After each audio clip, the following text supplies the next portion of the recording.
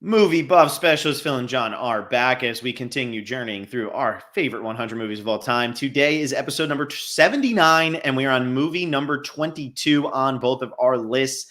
John has The Third Man from 1949, and I am back to where I belong, which is in the state of pure depression. And we got Blue Valentine from 2010. Two very different movies, but two very stylized movies, and two movies I'm really looking forward to discussing because of everything that went into the making of these movies. Blue Valentine, when it came out in 2010, Ryan Gosling was like a known thing, but when Blue Valentine came out, it was the movie that made everybody want to be Ryan Gosling. And then on the heels of this was Crazy Stupid Love and Drive. So really blew up Ryan Gosling to another level, which is funny because when you really watch this movie, it's like, why? Not from his acting perspective, but why did everybody want to be this guy? And then we have The Third Man, which is Joseph Cotten in the lead role and Orson Welles in the small role, doing a little reversal from 8 years earlier when they did Citizen Kane, and Joseph Cotten plays the much smaller role, and Orson Welles is the movie. Two very different movies, but two very stylized movies, and I'm very excited to talk about them. John, I know, God forbid, you watch one of my movies prior to this podcast. First time watching Blue Valentine, initial reactions before we get into The Third Man? I believe I texted you after watching it and said, if I'm depressed all of November, it's your fault, Phil. Mm-hmm. It's funny because I remember when this movie came out, the trailer blew my mind. I was 18. I was in high school when the trailer first dropped, and then summer, go to college, and this came out in December. And I remember knowing it was going to be depressing, but I remember how much this movie stuck with me.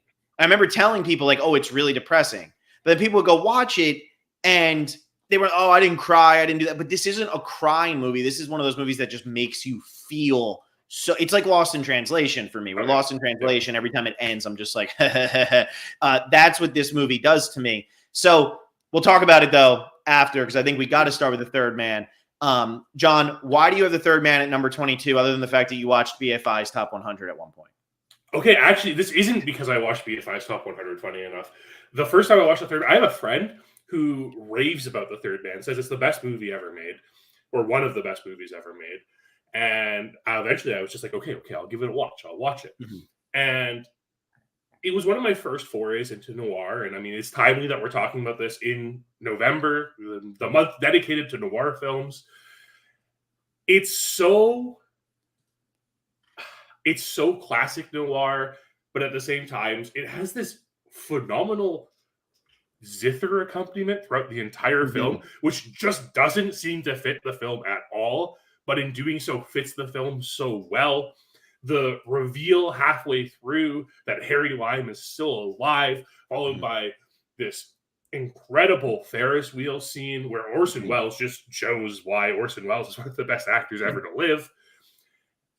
And it just shows this city in Austria, which name I can't remember, Vienna, well. It's a little known city, John. It's just a little known city that we've watched many movies that take place there, actually. But it shows Vienna so well, and it uses Vienna so well. It uses the open spaces in Vienna, it uses the claustrophobic spaces in Vienna, and this movie makes you feel so well while you watch it. And I feel like The Third Man just doesn't get the attention it deserves nowadays because people kind of forget about it because it's not an American movie. Well, I don't think it's because it's not an American movie. This is what I think it is. Joseph Cotten never hit the level of fame he should have hit in America. That's the problem. It's Joseph Cotten and it's Orson Welles. That is why this movie never became bigger than it was. Humphrey Bogart is the film noir guy. Double Indemnity works not because of Fred McMurray, but because of Barbara Stanwyck and because it's Billy Wilder. And Edward G. Robinson was a massive name at the time. Fred McMurray isn't somebody that people are like, oh, I got to go see this Fred McMurray movie. And that's how Joseph Cotten was. Joseph Cotten is a great actor. There is no doubt about it. I mean, everything he's in, he's great. And now I got to make sure that I don't start like misquoting what he's in, other than obviously Citizen Kane, which is, what he's best known for. Touch of Evil, obviously everything. Him and Orson Welles are both great in that. Yeah, he's great in The Magnificent Ambersons. He is in Heaven's Gate. That's the one I wanted to make sure about because I remember I was like, is that Joseph Cotton? He's really old by the time Heaven's Gate came out, but that's the Michael Cimino disaster. That's actually a pretty good movie, just really long. But anyway, all of that. Joseph Cotton's a very good actor, but when you start naming those movies, the problem for Joseph Cotton is that a lot of his career was associated with Orson Welles. And other than Citizen Kane, Orson Welles just didn't do good in America. He is considered one of the greatest directors of all time. He's considered one of the greatest actors of all time. And yet Orson Welles never had a box office hit. He never did. And because of that, it's harder to go down the line and find some of his movies. You know, Citizen Kane, Touch of Evil, The Lady from Shanghai, The Magnificent Ambersons. These are movies people have heard of, but not necessarily movies that people went out of their way to watch. And other than that, Orson Welles didn't really do anything. And I think that's what hurts this movie in the long run. I think it's a great movie. I thought some of the filmmaking, which it's Carol Reed, and it's so funny to me that this is Carol Reed because, John, what's the movie Carol Reed directed that won Best Picture at the Oscars? Don't look it up. Oh, Oliver. Yeah. How in the world is this the same freaking director as Oliver? Somebody tell me. I need somebody to explain how he went from this to Oliver. And Oliver's the one that wins him Best Picture. I think he won Best Director for it. How in the world? Oliver's fine. Don't get me wrong. And Ron Moody and Oliver is absurd. So entertaining. But this movie, the level of filmmaking is so unreal. And I actually wonder, and I haven't looked much into The Third Man, but having somebody like Orson Welles on set of this movie, does that allow this movie? Is that why was Orson Welles maybe a little bit more involved in some of what was going on in the production side of things as well? Because a lot of what you're seeing in this is very Citizen Kane in terms of the cinematography and everything. Yeah, that's a really good question. And maybe it's just one of those benefits of having someone like Orson Welles in your film, right? Is that you kind of get that sounding board. I don't know. I don't really know enough about Orson Welles on set to see if he would like kind of override Carol Reed with this. But I don't really care because whatever it was ended up working so well in this film. Yeah, it really did. And like, I mean, the sewer chase is fantastic. The Ferris wheel scene is fantastic. The introduction of Harry Lime's character, like the actual first shot of Harry Lime's character, that scene is incredible. I also, what I liked about this movie, so I had thought I had seen this movie. So this is just one of those. Here's anybody who's listening to this, who's a film person who really enjoys film. Your warning about going to film school, if you do elect to do it, is they love showing clips. They just love showing clips. If you look at a syllabus and you see that you're going to see a clip from the movie, do yourself a favor and go watch the movie first. Because what ends up happening is they show you the steps of the Odessa Steps scene, and they show you this. They showed you the Ferris wheel scene from this. So guess what? And here's a curse for you all. Any fucking surprise that Harry Lime is still alive goes right out the freaking window, okay? So that's the problem with film school is the professors have to follow a certain they have to follow whatever the school wants and whatever the head of communications and the head of the department wants.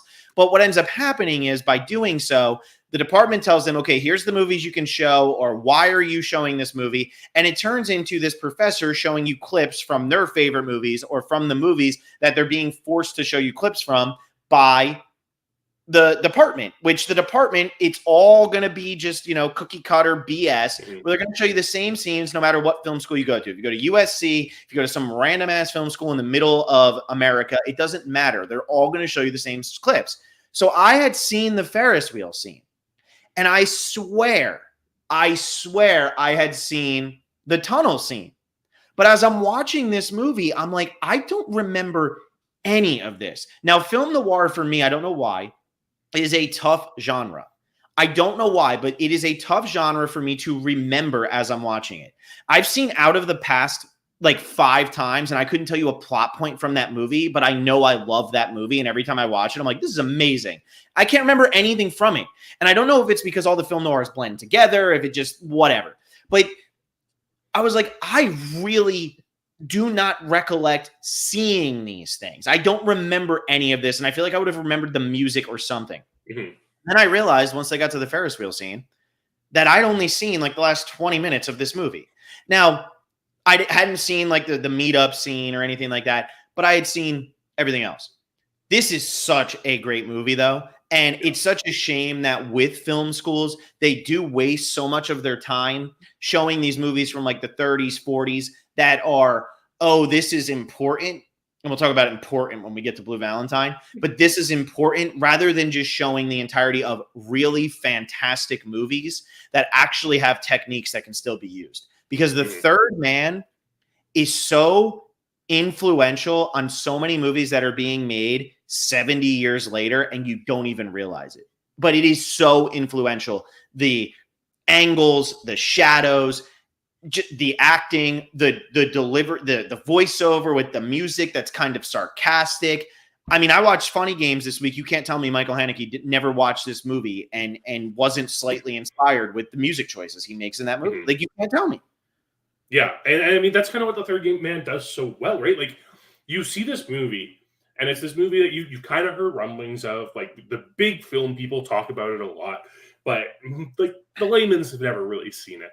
Mm-hmm. And you get around to it, and it feels like such a familiar film because of the way it's presented and everything. And you see the blueprints that it sets for these movies that have happened since 1949. It's, like you said, like the acting's phenomenal. I mean, again, we do have Orson Welles in this film who speaks in a single scene in this movie. Yeah. It's only the Ferris wheel scene that he says anything. The amount of acting Orson Welles does with his face in this film is outstanding because it tells you everything you need to know. Well, and you kind of feel bad for him, even though we're being told the entire movie what a horrible person he is. And he is a horrible person. Like, the plot of this film is that Harry Lime is running this penicillin racketeering, letting children die. And he's awful. And it sets it up at the very beginning with the voiceover at the beginning from Calloway. You find out that there's this black market that's like running the drug market in Vienna. And you kind of forget about it because all of a sudden Holly shows up and he's there on invitation from his friend to work this job, which turns out was not a very good job. He didn't know that. He's just some writer. Mm-hmm. And he gets there and his friend's dead. Mm-hmm. And it has such immense escalating tension throughout it because this mystery unfolds where it's like, okay, so Harry Lime dies in this freak accident right outside his house. And then it turns out, oh, he was there walking with his friend. And then it turns out, oh, he knew every single person on the street. Mm-hmm. And then you find out there's this mysterious third man. Who is this third man that the concierge saw? And I mean, it's clear at the end of the film that the third man is just Harry walking away. Yeah, exactly. And then you get that reveal. You get that scene in the streets where the light gets turned on and it shines in Orson Welles' face, and he gives this most maniacal grin. And you're just like, the first time you watch this film, you're shocked. You're just, wait, what is happening? Harry's still alive. Where's this film going from here? Mm-hmm. And it's fascinating. It's fantastic. I think the character of Calloway is one of my low-key favorite characters in this entire film. I think he is the perfect straight man for this film. And the moment he takes Holly to that hospital, as Holly's about to just dip on the entire situation, it's just like, this man knows exactly what he's doing. He is the most competent of this international police that is manning Vienna, and he will stop at nothing to get Harry Lime. Yeah. No, and he wants him, and it's personal.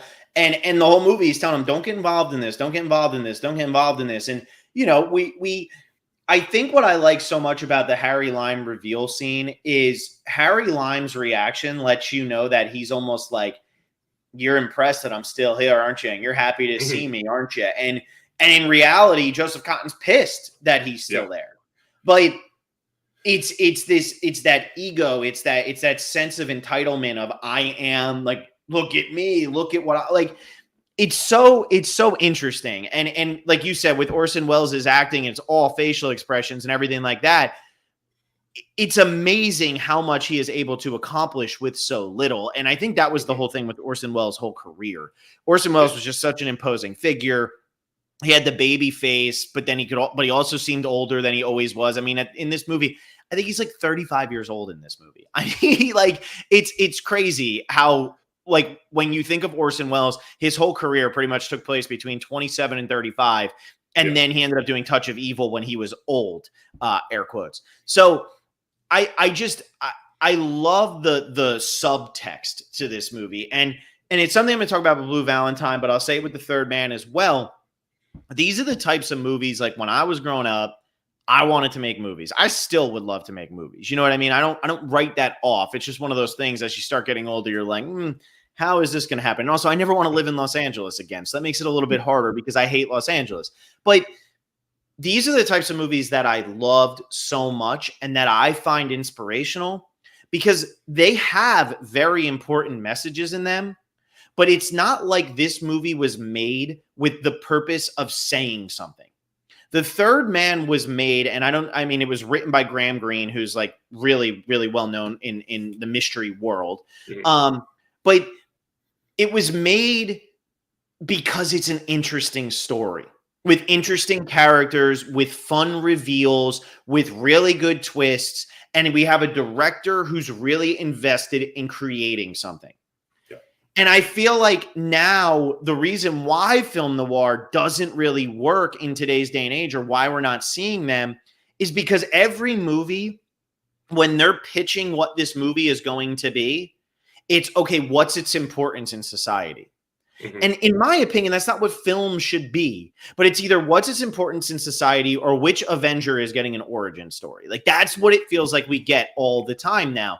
And The Third Man is just one of those movies where it's, look at how horrible human beings can be. And it's set in this, what was the containment area? Why can't I think of the name? What is the international zone? The international zone. Thank you so much. I couldn't think of that. But it's set in the international zone after the war, where we know that there's problems, and it creates a little bit of tension there. There is such a message to this. I mean, we have a guy who is stealing money to kill kids, and that scene in the Ferris wheel where he says, when you look at it from here and you just see a bunch of dots, you could say to me, keep your money. But in reality, you start saying, okay, how many dots are worth losing to make that amount? It's brilliant. It's absolutely brilliant. And there's a message of it. That's not why the movie was made. And the movie still plays out like a movie. And that's what I love so much about The Third Man. And that's what I love so much about the movies that just make my list in general, and the movies that I give 4 stars. And I mean, I'm going to say it when we talk about Blue Valentine, but I feel like an old man this week because I've been watching a lot of 3.5, 4-star movies. Like, my letterbox is almost making me seem soft. But then I'm finding myself saying, man, they really just don't make them like they used to, huh? And I feel like I'm like 90 years old all of a sudden, but I can't help myself. It really feels that way. And The Third Man is one of those movies. Yeah, it just hits so differently because of, I feel like the timing of this movie is so important. Because I feel if you make this movie set any other time period other than right after World War II, it loses a lot of its impact. I think a lot of the impact of this is you see these children dying because of their need for penicillin and everything. And you know it's because of what the war caused. Yeah. And it's because you know of the side effects of the war.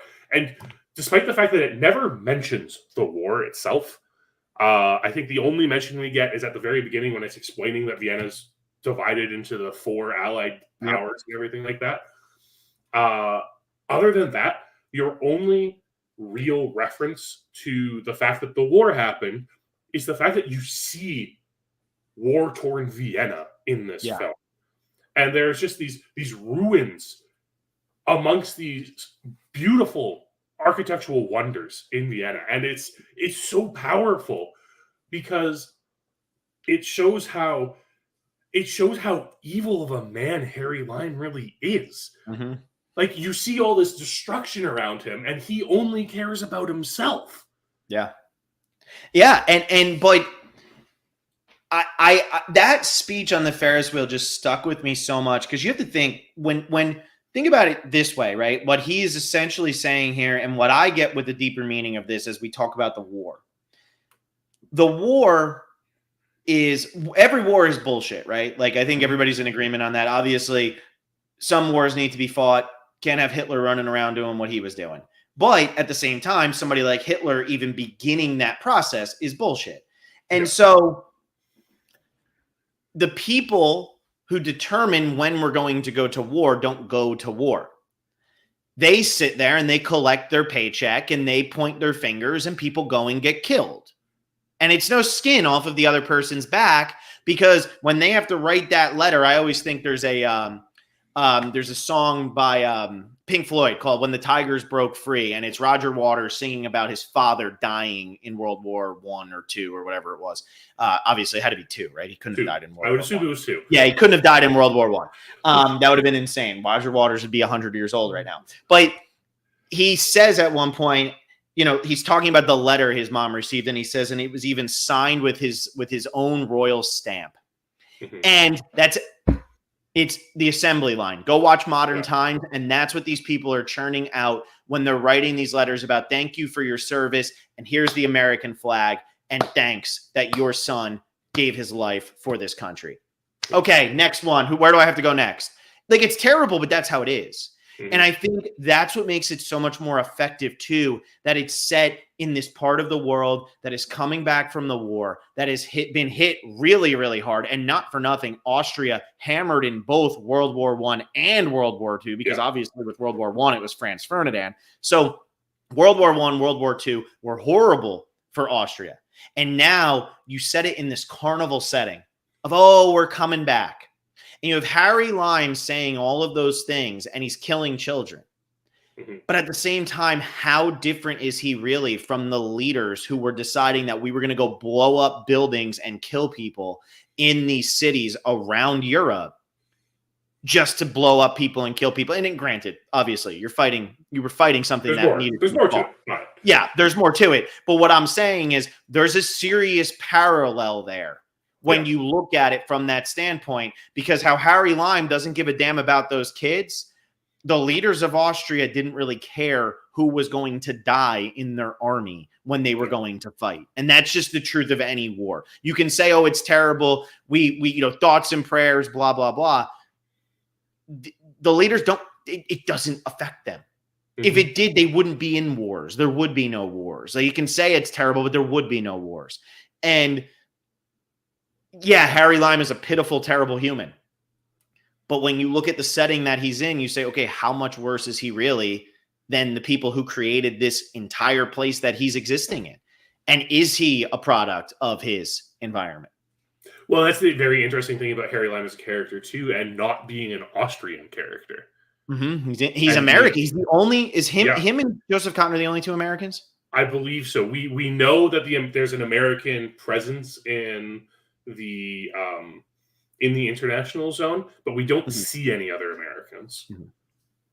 And that's so important. I think that's so important to this film, because it's just this critique of war profiteering, essentially, that's going on here. And it's so fascinating that, like, this film, which is an entertaining film, which is shot really well and is made because it's this film noir, but it still has this deeper meaning to it as well that resonates 70 years later. Yeah.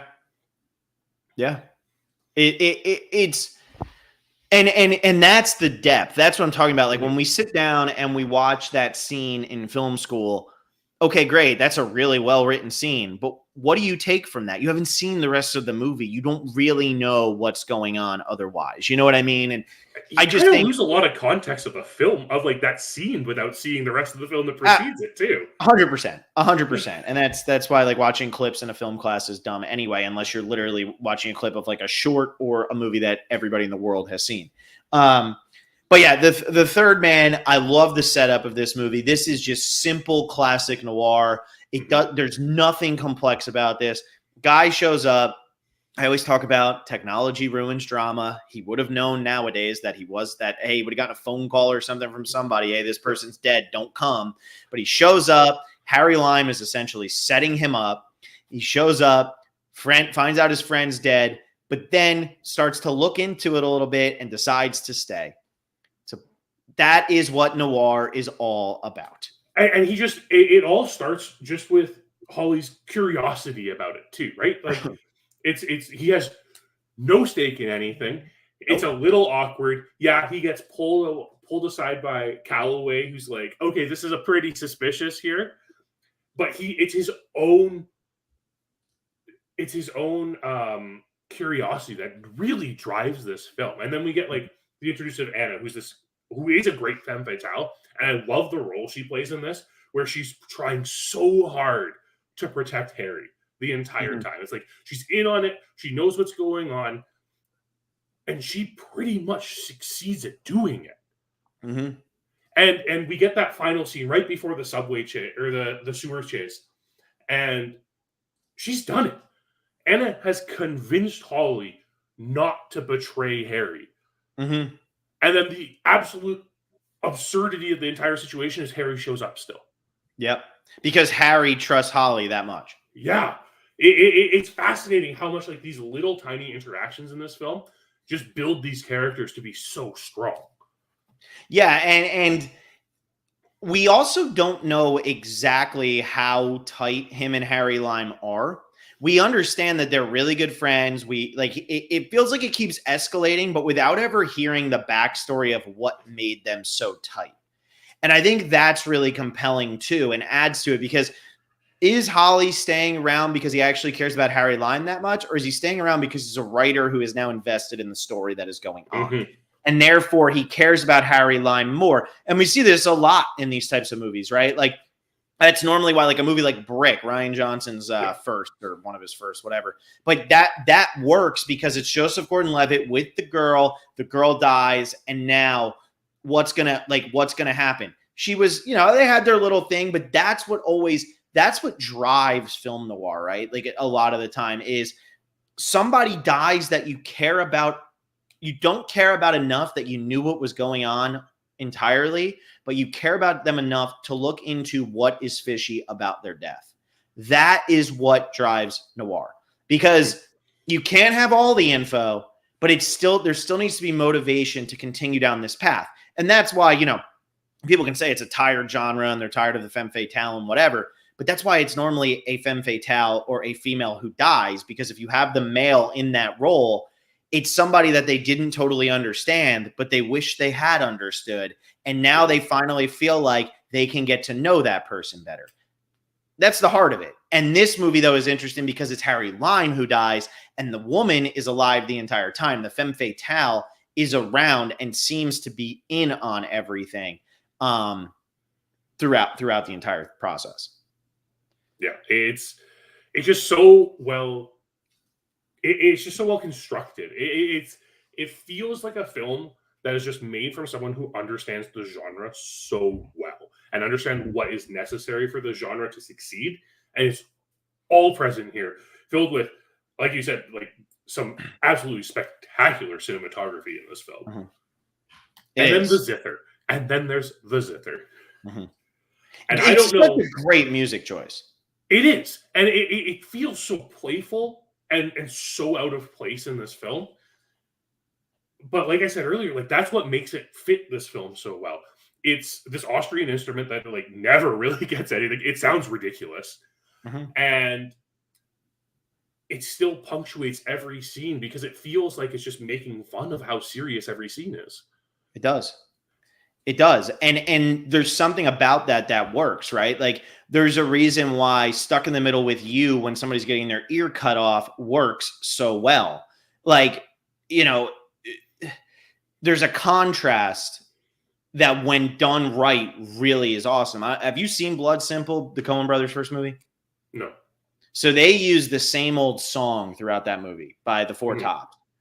The movie is about people getting killed and screwed out of money. I mean, it's a Coen brothers movie, but they just keep playing the same old song by the Four Tops. The contrast is brilliant. And I really do. I agree with you. It adds like an aloofness to everything is just a little like, oh, isn't this great? Because I almost feel like the guy who's trying to tell you this story is so broken by the story that they can't tell it to you with a straight face. Yeah. And before we move on from the third man, it would be a shame not to mention the final shot of this film. Yeah. Of Holly after the funeral. Calloway's taking him to his plane, and Holly gets out because Anna's walking down the road, and he just stands there and leans, and Anna slowly walks past him, doesn't acknowledge him, and keeps going, and he just lights up a cigarette, and that's the end of the film. It's such a beautiful way to end this film. It's fantastic, and just like the perfect final scene. It really is unbelievable. I almost texted you and said I want that as a poster so I can hang it on my wall, because again, like there's just such a mood to that. You know what I mean? Like there is just such a mood to what we are being shown there and what is being depicted, and with no words, with really no acting. We can't even see their facial expressions. With none of that. It's everything is told. Everything is told. And it leaves you with such a feeling. And yeah, it's a haunting last shot. But it also it's one of those last shots when you're watching it, you're like, this is important. Like this is more profound than it was ever meant to be. And it just like watching that last shot after watching that movie made me feel like I was in on something that other people just aren't in on and will never experience. You know what I mean? Like people who don't watch The Third Man, they'll never be in on what I was in on in that moment. Exactly. And that's why I want it as a poster. I want to hang it. I'm going to surprise my wife with it and put it in the living room and take up the entire wall with it. Really get a full one. But anyway. All right, John. What was the best thing you watched? So this is pre-Halloween into November 6th. So this is a little tough because we have a lot of horror in there and all that fun stuff. What was the best thing you watched? I actually didn't watch that much in this like 10-day stretch because I watched Frankenstein because I just finished reading the book. So I watched that. And then for a long time, I thought Frankenstein was going to be the movie I had to talk about here.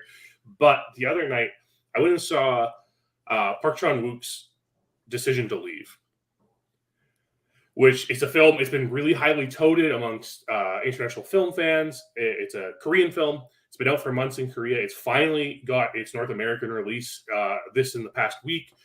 And it came here. I went and saw it in theaters. This film blew me away. It's phenomenal. Turns out there's no other way I would explain this film other than a film noir. Like, that's just what it is.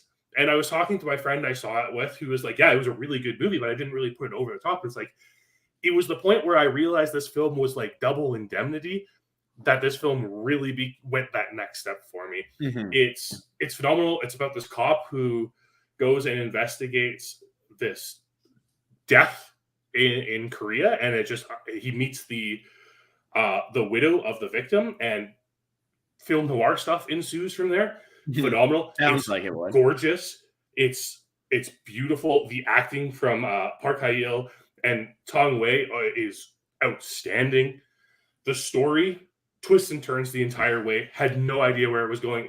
It is one of the most touching films. It's being touted as like this very huge romantic film, and it really is. It pulls on your heartstrings, and I left the film completely devastated at the end. It was beautiful. I'll have to check it out. I hadn't heard of it until John mentioned it, and then he said it was the favorite to win foreign language film at the Oscars. And man, it's so hard. I mean, we'll talk about it with Blue Valentine because so much of what makes Blue Valentine legendary in my mind is the advertising campaign that went into it. And I just feel like movies do not advertise like they used to, but we'll talk about that. For me, it's tough because I'd have to go Bride of Frankenstein. So like John, I read air quotes Frankenstein, and I watched Frankenstein, watched The Bride of Frankenstein, and I watched Abbott and Costello Meet Frankenstein. All of them are fantastic. The Bride of Frankenstein is interesting because it's set up as like Mary Shelley and like two other poets are sitting around, and how would the story have gone? It's so over the top for like the first 5 minutes, and it's like so hokey. And then it gets into the story, and it leans so hard into the mad scientist genre, the angles, the shadows, the monster. It leans so hard into the themes that really do make that genre so classic. And it's just a fantastic movie. Abbott and Costello Meet Frankenstein is hilarious, and I don't know how it still holds up as well as it does to this day. If you don't like Lou Costello, you're not going to like the movie, but if you can handle Lou Costello's slapstick, it's fantastic. So I'll say Bride of Frankenstein, although I do want to give a little special shout out. I finally watched Funny Games. I didn't give it 4 stars, but man, that movie wrecked me. Oh my God. It's crazy to me that people love that movie as much as they do. The filmmaking is fantastic. There are some brilliant moments. I mean, brilliant moments. And the direction is like second to none. But man, what a freaking ride that movie is. And it's bleak, and then it's bleak, and then it continues to be bleak, and then it's just bleak, and then there's more bleakness, and you're just like, oh my God. But it's so much more well thought out than other torture porn type movies, and it's saying so much more than that. Yeah, I watched the 97 one, by the way. I didn't watch the 2007 one, but Bride of Frankenstein was the best one I watched this week. I mean, they're the same movie anyway, so it doesn't really matter, right? That's what I hear. I mean, except like, do you like Naomi Watts more or not? It always cracks me up when you see, like, obviously Psycho versus Psycho is a different story, different director. Vince Vaughn is not Anthony Perkins. Like, what the hell are you doing? But it does make me laugh that like a movie in German remade by the same director. Now it's in English with really good actors. Like, let's be real. Like Naomi Watts is a fantastic actress, and one has a 71% Rotten Tomatoes and the other's a 51% Rotten Tomatoes. It's like, okay, where did it go wrong in the 51%? Like, where did that one go wrong? But anyway, I digress. Okay. So let's talk about Blue Valentine. And Blue Valentine is just one of those movies for me. So like I said already, when the trailer for this movie dropped, I was in high school, senior year, like end of senior year. And we were all just like really into movies. You know, we were those people who like grew up and were like, we're going to make movies because we live in the same town. And it was like, yeah, okay, none of us do any of that. But we were all just really into movies. I don't know what it was about this town, but we just were. And this trailer came out and all of us were like, oh my God, like this is crazy. I mean, the whole trailer is set to Ryan Gosling singing "You Always Hurt the One You Love," which obviously went on to be some hell of a, scene and pretty iconic. But I just remember watching this trailer and being like, I can't wait to watch that movie. And so when it was coming out, stamped with an NC-17 rating, maybe the only good thing Harvey Weinstein ever did in his life was fight against this as hard as he did. And him and Ryan Gosling both fought so hard against the NC-17 rating, and they accused the MPAA of sexism because the MPAA came back to them and said because there's an oral sex scene in this movie, it is NC-17. And Ryan Gosling and Harvey Weinstein went back to the MPAA with every movie that had an R rating in like the last like 20 years that had an oral sex scene on a man. And it was egregious because you can't tell me that Blue Valentine is NC-17 when this movie's coming out like 2 years after, what do you call it? Freaking Planet Terror or whatever the hell the Robert Rodriguez movies is, where Bruce Willis's penis drips off of his body. It drips off of his body. Okay. Like, what is going on? So ended up getting changed to an R rating without any cuts because they just refused. But what happened was because of that, it did hurt the distribution a little bit. And so me and my friends had to go to New York City. We lived in South Jersey. We went to New York City and we saw this at the Angelica Film Center in Greenwich Village. And I remember going and watching this movie. And while we're watching the movie, the subway goes behind the Angelica Film Center. So the whole screen starts shaking and shit. Like, it was an experience. But anyway, I walked out of this movie and it blew my mind. Like, it devastated me because what the trailer showed is this young couple in love. And what the movie depicts for the first 20 minutes is two old people with a daughter who hate each other. Mm-hmm. And it's not what I expected. You expect it to be depressing in one way and then it goes a different way. And I just find this movie so inspirational from a filmmaking perspective, from a writing perspective, just from a creativity perspective. Because how many movies do we see about young couples who have their meet cute and then their lives, and then they fall out of love? We see it all the time. I really don't believe that we've ever seen it done as well ever ever as we do in this movie. Eternal Sunshine of the Spotless Mind is a different kind of movie because that is falling in love out of it. That's science fiction. It's different. Yeah. Blue Valentine just nails the realism. And everything that Michelle Williams and Ryan Gosling and Derek Cianfrance put into this movie, and I'm going to talk a lot about it because this is, I think, the making of Blue Valentine is incredible for a movie that's about two people, right? It's like Linklater when he made Before Sunrise and Before Sunset and then eventually Before Midnight. We just don't see movies like this anymore because this movie says so much about relationships, about societal pressures for relationships, about these fictitious beliefs we have that are going to come out of love and relationships, and it's all going to be hunky-dory and blah, blah, blah, blah, blah. And it is so profound. And yet what this movie is like, again, they just went out to make a movie that was just about people who fell in love and fell out of love. Like that's what they went out to make. And they did it in such a beautiful, creative and all that way.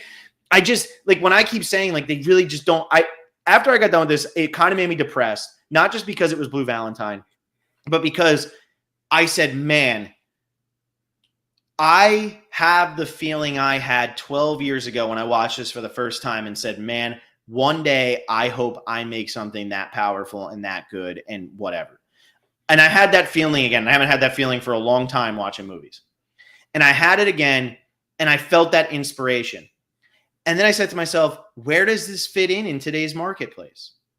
And it really doesn't. Like, it just doesn't. Like, does Blue Valentine come out in 2022, John? I don't think it does. I don't know. It's really tough because the thing with Blue Valentine and what it does so well is it hits you hard with realism. The entire film is so realistic. Anyone who has been in a long-term relationship and had it fall apart has been through something like this, right?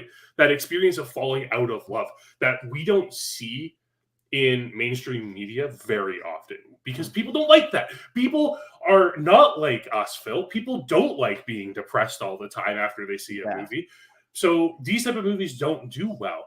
I think today, people are getting more in touch with those emotions and do like seeing that type of realism in film more.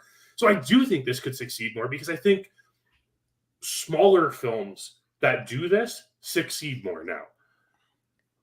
But that being said, like, I just don't know how you convince someone to make this movie. Mm-hmm. And that's the thing. Like, obviously, Harvey Weinstein's a horrible human being. But I always throw out, or I didn't make any money off Harvey Weinstein, right? Yeah. I'm not those people. Like, and I'm not going to hate Ryan Gosling and Michelle Williams for making money off of Ryan Gosling. Yeah. Hollywood, I hate to break it to everybody, is kind of a cesspool. There's a lot of really bad people out there. And as long as they were making money, they didn't care how bad those people were. And so my thing is to get all that out of the way now and now start to praise Harvey Weinstein a little bit. The man produced some of the greatest movies of all time during a 20-year period with all his own money, or with all his own backing, skill, whatever he was able to do. And he made sure these movies got made. Without him, we don't have a lot of the most iconic independent films of the 90s and 2000s. And without him, we probably don't have successful independent film the way we ended up having it. I really believe that. I really believe that. It's one of the toughest conversations to kind of broach right now. But if you think about the fact that like what Miramax did and what the Weinstein Company did for small, like Tarantino, we don't have Tarantino without Weinstein. No. Most of Kevin Smith's movies don't get made without Weinstein. Like Scream doesn't get made without Harvey Weinstein. Like these are movies that everyone's seen, that everyone knows. And yeah, this man is the salt of the earth. He is one of the worst people out there. And we do have to take that time to acknowledge that the Weinsteins did kind of make it so that we could have these independent films now.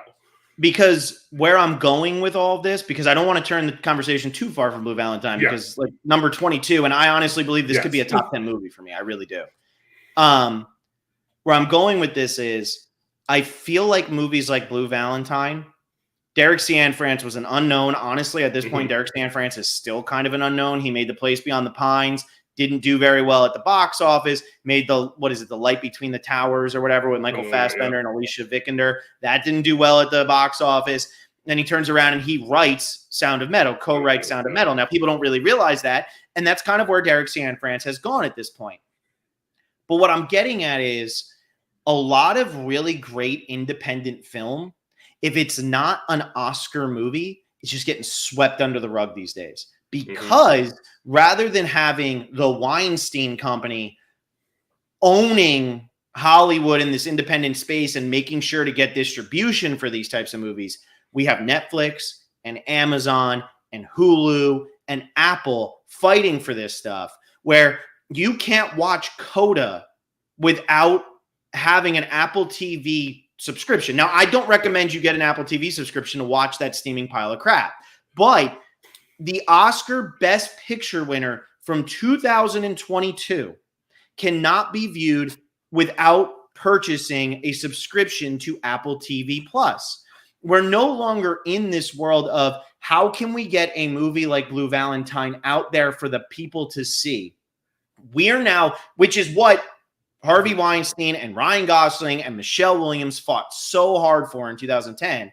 Yeah. Instead, we're in a world where how can I get the rights to this and make people pay me a monthly subscription so they can maybe remember that this movie came out, because after 2 weeks, we don't care that this movie exists on our platform anymore because now we're trying to promote our next thing, unless it becomes an Oscar movie, at which point maybe we can. But The Gray Man, which is Ryan Gosling's comeback to acting, was talked about for what, 3 days on Netflix? Yeah, that's what we got. That's where I just feel like movies like Blue Valentine just really don't have a place right now. But all that just made me kind of depressed, because I just remember when the trailer dropped and the buildup, and when you got a second trailer, and then you're looking at the Indie Awards and all this, and Michelle Williams again. Is Ryan Gosling and Michelle Williams, are they going to get nominated for Oscars? Could Cianfrance get a writing nomination? And there was an excitement around that. Like, there really was. Like, this wasn't just me and my friends. My English teacher, my freshman year of college, when we came in, said, has anybody seen, this was second semester, so it was in January. She said, name something you guys are obsessed with. And she said, I'll go first. And she said, I've seen Blue Valentine 3 times in theaters. And she was like, anybody else see that? I raised my hand. I said, I've seen it 3 times in theaters. I had seen it 3 times in theaters by that point.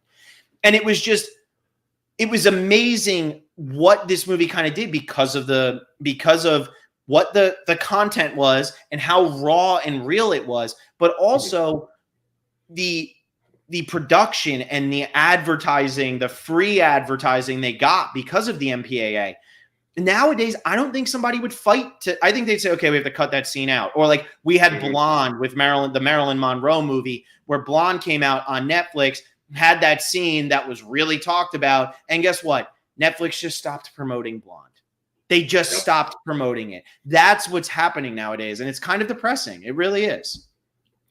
Yeah, it's a weird world we live in with the streaming and everything of it all, because like we don't even have that opportunity for a movie like Blue Valentine to get that cult following afterwards with streaming, because we don't have physical media. Like, can you even buy Coda in physical media? I don't think so. That's what I'm saying. You can't even own Coda. That's wild to think about. And like, there are a lot of films that you and I have discussed over these 79 episodes so far that bombed at the box office, but did so well because of DVD sales. And like, we don't have those movies anymore. And it's a shame that a movie like Blue Valentine could be robbed from us, because like,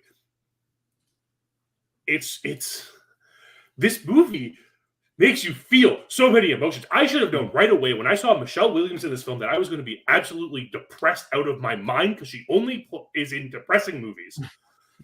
But like,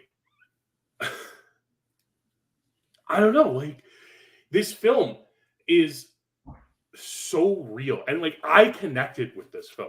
This film made me feel recognized for something I went through years ago at this point that I had a hard time describing to people. And now I can just go watch Blue Valentine. You'll kind of understand how I feel. Yeah. Well, and this was the first time I watched this since being married, because it's not a monthly viewing for me. So this was the first time that I watched it since being married. And like, it does have a different feel, but it's still, what I love about this movie was the decision that Cianfrance made to tell the story simultaneously. He didn't tell the story of them meeting and falling in love and then tell the story of them falling out of love. And he didn't tell the story of them falling out of love and then tell the story of them falling into love. He brilliantly cuts this movie together where you're getting the information you need to get about each of these people. I always think about the Bobby Ontario scene. Why is Ryan Gosling so pissed off that she talked to Bobby Ontario? Like, what a scumbag this guy is. Like, why is he being like this? And then you find out why. That is Bobby Ontario's kid that he is raising. And you say to yourself, maybe I understand why he's a little pissed off that she mentioned that she talked to Bobby Ontario. And Bobby Ontario is obviously a creep, and he's a creep the whole movie, and he's just a bad person. But just to hear that is so crazy. Like, just the choices to tell the story in the order that they decide to tell it is really, really well done. But what Ryan Gosling, Michelle Williams, and Derek Cianfrance would do, and it's very similar to what Ethan Hawke, Julie Delpy, and Richard Linklater would do, and they were clearly inspired by the first two movies of the Before trilogy because those were the two that had come out at this point. But they would meet up and essentially write the script together. Now, I know there's other people involved in the script, so they were there too, but I can't remember their names off the top of my head. But they would create these characters and say, okay, what is their backstory? Okay, you didn't graduate high school. Like, that was just Ryan Gosling's decision to say, I didn't graduate from high school. Because why would his character graduate from high school? And also, like, is this girl marrying beneath her because she's marrying somebody who didn't graduate from high school? Or we see him working hard and being charming. So what's wrong with that? And they would just write this script essentially together and just let it all out. And they did it based on their real life experiences, based on their friends' experience, other people's experience, whatever it could be. And they put that all together, and they created these two people who are in very different opposite places, who are coming from broken place, who have really big dreams and aspirations. And maybe Dean doesn't have dreams and aspirations, but Dean has talent, and he wants to impress the girls, and he wants to go and do stuff. And we then see them later when neither one of them has achieved what they intended to achieve, and they're starting to hit middle life, and they're starting to realize that flame that they had is going. And then they made those decisions together of how do we want to approach this? What's going to be bothersome for them? What's going to be bothersome for him and her, and blah, blah, blah. It all just works. And to set a large portion of the present day of this movie in the bleak future room at the sex motel. Oh my God, that's just a brilliant decision. Nobody's going to think to do that. And it's brilliant because it says so much just with the room that they're in. It is. And I mean, the line, like Ryan Gosling saying, pack your bags, baby, we're going to the future. Yeah. It's just so indicative of this entire film because he's trying so hard to kind of keep things together here. Mm-hmm. And you feel that bit of desperation in him, but you can also tell he's frustrated with the situation. Like he's tired of it. The dog's dead now. And he's blaming Michelle Williams for it and everything. And it feels so much like they're just going through the motions. And that was the big thing that I said to myself when they were having, like, during the sex scene. It was like they are just going through the motions here. Mm-hmm. There's nothing. There's no pleasure in this. There's no emotion in this. They aren't. It's so bad that, like, they don't even hate each other at that point. They're just so indifferent to each other. And that's why this movie hits so hard. That's why it hits so hard, because we see, and again, to do it simultaneously, you know, and I always think about the last scene when they're arguing with each other and she's saying, I want the divorce, blah, blah, blah. And he's saying, you made a promise to me through good and through bad. And this is me at my worst and all of that. And we're seeing them getting married pretty much in the shotgun wedding because she's pregnant and they're just going to do it real quick. And, you know, and to see them running around the streets of Brooklyn, so happy and excited. I think they film it in Brooklyn, but they're saying it's Pennsylvania or whatever. It doesn't matter. But to see them running around these streets and see how happy they are and all of that. And then to pair it with just, I don't care. And we see that so evidently from Michelle Williams right away. Her character, the morning that she has to wake up, she's tired of it. She doesn't want to be there. She can't believe they're waking her up on it's her day. Like, she can sleep a little bit longer. We see him playing his little instrument, and she's just annoyed by it. Like, she wants nothing to do with any of it. I mean, And I to be think fair, anyone's going to be annoyed of someone playing a melodeon first thing in the morning. Well, yes, that's fair. But it's also one of the things she fell in love with, that he was spontaneous and plays the music. And later on in the movie, when she's having the argument about, don't you feel like you're a failure? You have so much talent and you're doing nothing. That argument, what I love so much about that argument, so Michelle Williams got nominated for the Oscar for this, and Ryan Gosling did not. Now, in my opinion, until Anthony Hopkins won the Oscar for The Father, or performed in The Father, this was the best performance, in my opinion, ever. And I know that people will react to that in a very extreme way. I've seen a lot of movies. I truly believe that nobody has ever been more authentic in a movie than Ryan Gosling was in this movie. He plays two different people, essentially, but they bleed into each other so well. And I just think Ryan Gosling nails it. And the scene at the end where he's crying, breaking down, all that. He is so good in this movie.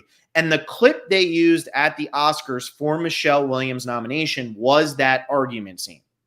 And part of that argument scene, obviously, we're going to show the whole thing. But that argument scene to me is so devastating, because what Michelle Williams is essentially saying, Cindy is saying in that scene, when she's saying to him, don't you feel like you're a failure? You had so much talent, blah, blah, blah, is, by the way, I'm projecting this onto you, because I have failed at every single thing that I also wanted to achieve. And now I am completely miserable because I am stuck with you, and I am stuck with a kid that I was not planning to have. And I am stuck working this job with a boss who doesn't actually respect me for my work and just wants to sleep with me. And I'm a nurse when I thought I was going to be a doctor, and I thought I was going to do all this. She's projecting. They're stuck in this small town. They had these dreams, these aspirations, and they're gone. And she can't understand why that doesn't bother him. And that argument and their conflicting viewpoints on that are just haunting. Because how do you get through to somebody who truly doesn't understand where you're coming from? And that's where they've grown apart. When they met, they had the whole world in front of them. They were going to achieve things. And if Michelle Williams had achieved what she wanted, if she had become a doctor, she probably would have been okay with Ryan Gosling being what he was. But because she didn't get there, and it hurts her so much, she can't understand how Dean could sit across from her and not care that he hasn't done more. It's devastating. It is. And what's so beautiful about this film and the way it's presented, because is just the fact that these feel like two people who fell in love too young with each other. And it's something that we don't like talking about in society, especially in films. Again, people don't like being depressed when they see films. So when you get to a film like this and you see these two people fall in love, and then you're seeing them fall out of love based on the age of the child, this is what, like 7 or 8 years later? Like, not that much later. And like, I relate to that a lot. Like, this is really reflective of my glad I could bring up trauma for you. So, Phil's just hitting me hard with this one, but it hit me because, like, I experienced this. I experienced falling in love at 21, right? I fell in love, and I thought it was going to last forever. We had these moments, and it as we got to the end of our relationship, it was just taken down by all these thoughts of, well, could I do, but like, why aren't I reaching my potential? Why aren't either of us reaching our potential? Why are we okay with not reaching our potential? And it's that realization that, like, one of the most devastating things you can ever go through is that realization when you realize that you and the person you thought you loved aren't right for each other. And that's what this film shows. And it shows it in such a devastating way, because the entire circumstance around this, like, everyone was telling these people not to do this. And I love the scene with the grandmother. The first scene with the grandmother is an incredible scene. Just, what was it like when you first fell in love? And I don't know if I ever got there. It's so indicative of this old generation And like we in our current generation, like thinking that we can do more for love now, right? Mm-hmm. We have more options of it is more socially acceptable who we can love. We don't have to. We're not as circumstantially like Well, it's not boxed hurry up in. and get married and buy a Yeah, house nowadays. Like, exactly, right? yeah, Like we don't have those restrictions that previous generations had. And when you see this scene, at first it's like, okay, well, is this them like being like, okay, well, you can find love? Or is this them being incredibly bleak and saying, you might never find love? And the fact that the film doesn't actually answer that question, it's brilliant. yeah. It kind of reminds me of The Hours. For anybody who didn't listen to The Hours podcast, here comes a big time spoiler. But at the end of the movie, when Julianne Moore comes back and says, "It was death and I chose life." Mm-hmm. And that's what this movie feels like to me, right? Like Michelle Williams is at the point where she needs to choose life. And Dean is so content with every day. Like he said, I wake up, I go paint somebody's house. They're happy. I'm happy. I come home to you. I come home to our daughter and everything's great. And she says, well, I'd like you to get a job where you don't have to drink in the morning. He says, no. I get a job where I do get to drink in the morning. And I feel like Dean's intentions are all the right intentions, but there's no drive for something bigger, which also begs that question of, does there need to be the drive for something bigger? Like he says, do I need to profit off of my talents? Why can't I just have those talents? And the dinner scene, after he gets the shit kicked out of him, the dinner scene with Jamie Dornan, whatever his name is, the guy who plays the father. It's not Jamie Dornan because that's the young guy, but the guy who plays the father. Everything Ryan Gosling says in that scene is wrong for that guy. He can't handle it. But we find out so much about both of those characters because Ryan Gosling, well, my dad, he's a janitor, also an incredibly talented musician. And then where's your mother? Oh, I don't know. She left. She went off with some guy and I don't talk to her anymore. And we know that Cindy, her parents, she can't handle the way her parents treat each other. And it's despicable and she doesn't want that. And so here's these two people from broken places who think they're going to be able to do something different. But it's the nature versus nurture thing as well, where even though you're both from broken families, you're from broken families in a different way. And Cindy has that outward pressure to be something better. It's the worst thing that all these kids from the 90s and 2000s heard, which was you can be anything you want to be. And if you put your mind to it, that's bullshit. You can't. I'm not going to be a quarterback in the NFL, no matter how much effort I put into that. And so you would hear that all the time. You just have to put the work in. You just have to put the work in. You just have to put the work in. And that creates people like Cindy who, once they get into their real lives, are very disappointed when they feel like they're not reaching their potential. But then you have the other side, the complete opposite, where it doesn't matter what you are as long as you're happy. And I'm not telling you which one is right and which one is wrong. But Ryan Gosling's character in this movie has achieved everything he needs to achieve. It doesn't matter. Why does he need to, like, his father was a janitor, who was a good musician, he was happy. So why can't he just be a painter who's got all these different talents, who's charming and is happy? Why does it matter? But it matters to his wife, who can't handle that he is not reaching his potential as she simultaneously doesn't reach hers. And it's just, there's no right and no wrong. I remember when this movie came out, people were very much like, well, who do you side with? I don't side with anybody. They're both struggling so much, whether internally or externally, with what they're going through. And people be like, well, Ryan Gosling's acting like a child. So what? That's how he is. And oh, she's a stuck-up. No, she isn't. She just doesn't want this life. And this movie does such a good job of showing people who wanted the same thing at one time and now don't want the same thing. The one scene you had mentioned where he's blaming her for the dog, I think that scene is so brilliant because we see in that moment him saying, how many times have I told you to lock the fucking gate? And then later in the movie, in her darkest moment, so we see him betray her there. I'm blaming you. Later in the movie, when we go back to when she finds out she's pregnant and she couldn't get the abortion, let's start a family. Let's do this. It's a totally different thing.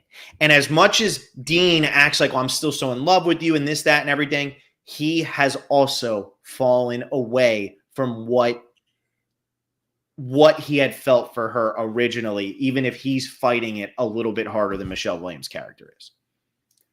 Yeah, it's the dichotomy of the entire situation and the use of the non-linear storytelling in here and the simultaneous storytelling that really drives home everything. And the fact that we see the start of the relationship and the start of the fallout at the same time, and that it kind of culminates in these two major actions, right? Like you said earlier, where we have the I want a divorce and the shotgun wedding at the same time. It's the mirroring of the emotions and how they both of these storylines are incredibly similar when you break them down. Oh yeah, same beats, just exactly opposite endings. And we were talking about these different characters. We're talking about the optimism in Cindy and the content in Ryan Gosling's character is the big thing, right? And these are just two different types of survival tactics essentially in our society. And like you said, when you were talking about like our generation growing up in the 90s and the early aughts being told we could do everything. And, eventually you kind of come to the sad realization that that's not the truth. It's not the truth. There are two ways you cope with that. You cope by striving to be more like Cindy, or you just accept it and make the best of it, like Ryan Gosling's character. And it's hard to do either. It's hard to do either. It kind of sucks doing both. And if you find someone who has that same mentality as you can be incredibly happy. But if you can't get on that same page, even if you were on the same page long ago, like it's going to suck. And it's going to get to this point where you just have to, again, do what's best for survival. And that is like what the core of this film is for me, is this idea of these are two people making a really tough decision to do what's best for them moving forward. Yeah. And at the end of the movie, we don't even get the confirmation that they're getting divorced. I mean, we see him walking away and everything like that, but did their conversation in the kitchen change anything? We don't know. But you were talking about the ending of The Third Man, that scene. This ending is very similar to the ending of The Third Man. Go back to your mother, go back to your mother, go back. And she goes running back to the mom, and we just see them in the foreground, and we see Ryan Gosling walking down, which, by the way, the song that plays throughout almost this entire movie is Foreground by Grizzly Bear. Interestingly enough. But before we end, I just got to bring up the You Always Heard the One You Love scene. Yeah. Because, again, going back to this, there used to be a mythology to movies, right? Like that I just don't feel like we have anymore. I didn't really like Nomadland, but I don't know anything about the making of Nomadland. Yeah. I don't know what Chloe Zhao put into that movie. I don't know what her heart and soul was. And I feel that way with like a lot of movies that come out nowadays. Mank came out. That's what happened. Like it came out and it was a movie and it was on Netflix. And I don't know what Fincher and Oldman and all of them did for this. Like, I don't know what they put into it. I don't know what their heart and soul was. But with this movie, with Blue Valentine, Ryan Gosling and Michelle Williams in this scene had both had separate conversations with Derek Cianfrance about, do you have any special talents? And they both told him, obviously he had been walking around with you. He's like, yeah, I can play the ukulele. I can play a song, whatever. And she had said the president's thing. And then she also said that she could tap dance or what, like she used to take tap dancing. So they didn't know that about each other. So Derek Cianfrance says to them both, hey, when you get in front of this door, perform your talents, but, in the scene. And so that's why Gosling literally says to her, do you have any special talents? And she starts rattling off the presidents and whatever. And she starts dancing while she does it because Cianfrance had said to perform your talent. So she thought she was supposed to do both. So when that happens, Gosling says, oh, okay. This is all one shot, by the way, people. Like, it's crazy. And it was the first take because after that, it doesn't work. He says to her, okay, why don't you, so can you dance? Yeah, I can tap dance. Okay. Dance to the song, but I have to sing. I have to be goofy. And he starts playing the song. And when Michelle Williamson says to him, hey, you're actually kind of good, that is an absolutely authentic reaction from Michelle Williams, who had no idea that Ryan Gosling could play the ukulele or sing. That's the type of stuff I'm talking about. There is such a care that was put into this movie by these three people. And I'm not saying that care doesn't exist anymore, but I just feel like as we get into these streaming wars and things like that, we're not getting the mythology behind these movies. Yeah. What went into these movies? What makes them personal to the person who made them? And I'm not talking about, and this is not a knock on her because the movie is actually very good, but Ava DuVernay with Selma. Well, I wanted to make a movie about Martin Luther King Jr. Okay, but tell me more about you and why you wanted to make it the way you made it. Like, I think about Spike Lee with Black Klansman. He gets into why he wanted to make Black Klansman and like why it was important to him and why he wanted to stylize it almost where his protagonist was kind of a sarcastic ass the entire time, you know, and that's the kind of stuff I'm talking about. We can have these huge, profound movies, but if it's being made by somebody who's just a studio person and you know, oh, well, we're going to put this person in there just because. Why is this movie important to them? And why should I spend my money to go sit down and watch it? I know why I should go sit down and watch a Spike Lee movie. I know why I should sit down and watch a Denny movie. Villeneuve. I know, I just have to butcher it now. But I know why I should sit down and watch these movies. But I don't know, like, and I liked Mank. I don't know why I should give a crap that David Fincher made that movie. Like, I understand Joseph Mankiewicz and all of that, and was his son wrote it, and, you know, Ben Mankiewicz or something had something to do with it, whatever it was. But why is David Fincher doing that movie when it used to be like, I'm going to go make Zodiac and this is what I'm going to put into it? Like, here's my behind the scenes. Yeah. I just feel like as we get into the streaming, it's how fast can we push this out and how quickly can we forget that it exists so that you care about our next movie? That's just not good for film. And that's not going to create the legendary status of these movies. A movie that was on my list, that was an indie movie that came out a couple years ago, was Waves. And I always say that is one of the most underrated movies ever because when that came out, it didn't nail it right away for A24 at the box office, so it was gone. But when Trey Edward Schultz made that movie, what was the importance of that movie to him? I know there was so much and I wish I knew more about it, but because it was gone already, it was gone. And we don't focus as much on the promotion anymore because superhero movies are going to sell themselves.